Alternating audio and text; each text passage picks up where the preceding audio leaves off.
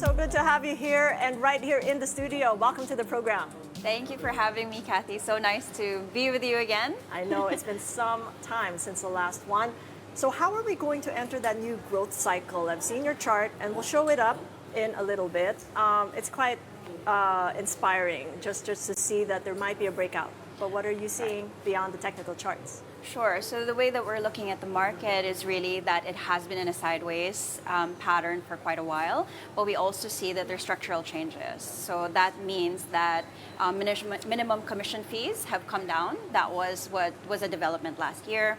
And also we're looking forward to the advancement from the final approval of the lowering of the stock tax transaction. So when we discuss with regional partners, they talk about competitiveness of the market. And so the Philippine market seems to not be as competitive as its peers because of the stock transaction tax.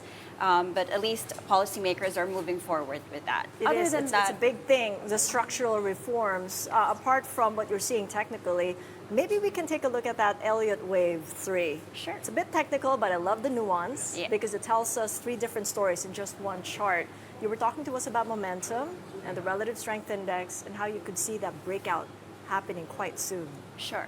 Right. Well, okay, so the way we look at the market also is how sentiment is playing into the technical charts. And what we're seeing is that we're forming a base at around the 6,000 level. And we think that that seems to provide, the base of where people have started to catch on towards hope that the market is going to get better. Fundamentals look great. What really is kind of a challenge for the market is liquidity.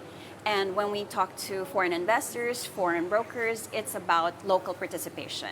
So that's not just retail, that's also institutional. And that's what we'd like to encourage in the local market. And there's a lot more, should I say, humps along the way, or at least some triggers, perhaps March 28th. We've got the triple R cut coming through. Yes. $300 billion or pesos in extra money in the system. And then April 4th, we get to know a little bit more about inflation.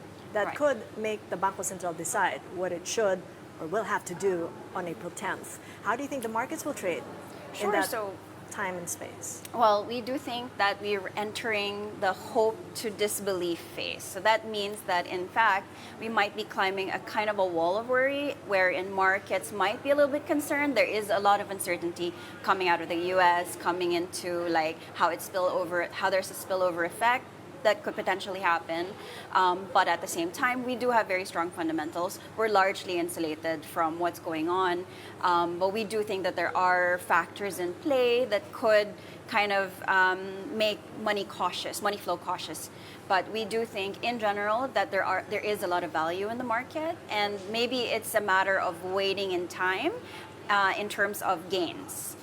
Just very quickly, as I know you're involved as a climate activist under the Climate Fresk of Philippines, how does that play into your equity strategy now, looking for companies that are already providing just transition?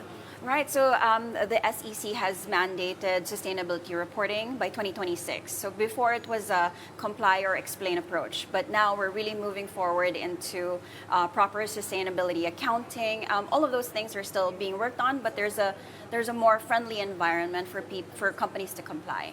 And so as Climate Fresk, we try to increase awareness on the climate change science, but also across sectors. So from the youth to organizations to local government units. We'll be hosting an altar COP.